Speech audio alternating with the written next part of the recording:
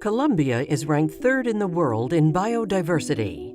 It houses, for example, the highest variety of birds on the planet, but faces threats to biodiversity that affect unique landscapes and ecosystems.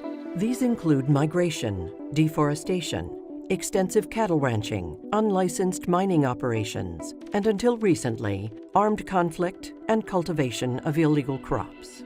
Since 1993, the GEF has worked with different implementing agencies and national executing partners in Colombia to tackle the country's most pressing threats to biodiversity. An independent evaluation of the GEF's biodiversity mainstreaming programs in Colombia highlights the following results.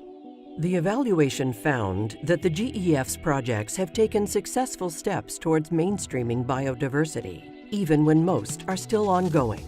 For example, in the heart of the Amazon, a GEF-supported project was able to negotiate conservation agreements with individual farmers in exchange for agricultural inputs and technical guidance on non-timber food crops. Un proyecto muy bueno. Es el único proyecto que nos ha pagado por sembrar, por ejemplo, nuestros árboles, ¿sí?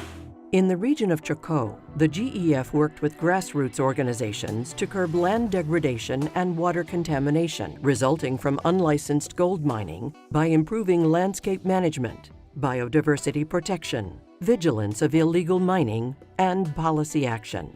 Also, funding was provided for startup enterprises harvesting heart of palm, acai fruit, and producing natural cosmetic and bathing products. Nosotros ¿qué venimos haciendo? Venimos buscando productos no maderables que le generen ingresos a las comunidades, o sea, a la gente. Another GEF-supported project used carbon payments as incentive for coffee growers to return to the practice of planting native trees along coffee rows for natural shade, fertilizer and pest control, and biodiversity conservation.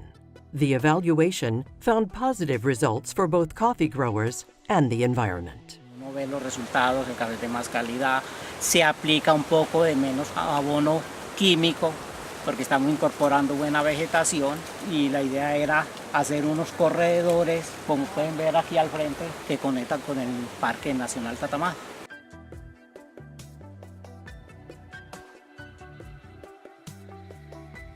A mí me han llamado ya como unas 3 o 4 veces. Me han dado, no ha sido mucho, pero me han dado platica para lo de la captura del carbono.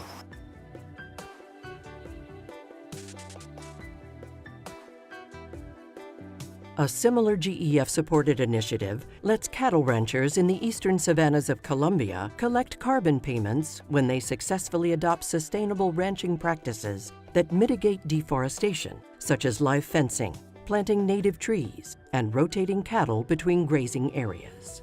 This project is now being replicated on a broader scale through larger programs and donors. These advances in biodiversity mainstreaming have been possible thanks to the influential role in scientific research, policy analysis, and advocacy of national partners like the Humboldt, Sinchi, and Pacific Institutes, which led the charge in knowledge management and socialization of research findings across Colombia. The participation of minority communities in managing biodiversity on communal lands was also an essential factor highlighted by the evaluation. Another contributing factor was the program's alignment with national biodiversity priorities, boosted by political and policy continuity. Moreover, incentives like land tenure security and carbon payments played a crucial role in getting rural communities on board with biodiversity conservation in high biodiversity areas. However, the evaluation finds that the implementation and impact of these activities are affected by a few challenges. Mainstreaming biodiversity takes time and long-term commitment that usually exceeds the duration of GEF project timelines. Coordinating with partner organizations that are often dispersed and limited in technical capacity and resources can pose a challenge to program delivery. Finally, the evaluation points to the lack of ex-ante and ex-post analysis of mainstreaming projects as a major challenge in securing long-term conservation commitments and adoption of biodiversity-friendly practices.